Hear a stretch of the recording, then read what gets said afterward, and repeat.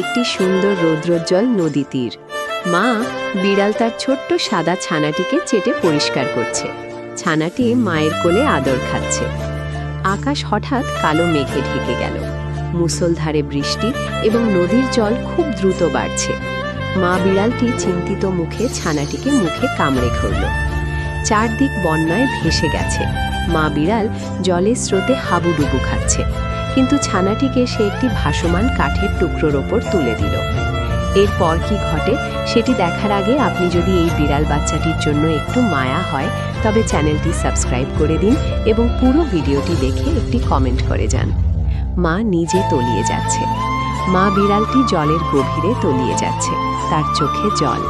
ছানাটি কাঠের টুকরোয় বসে mu mu করে মায়ের দিকে তাকিয়ে কাঁদছে। বৃষ্টি থেমে গেছে। ছানাটি একা তীরে বসে আছে, আকাশের দিকে তাকিয়ে।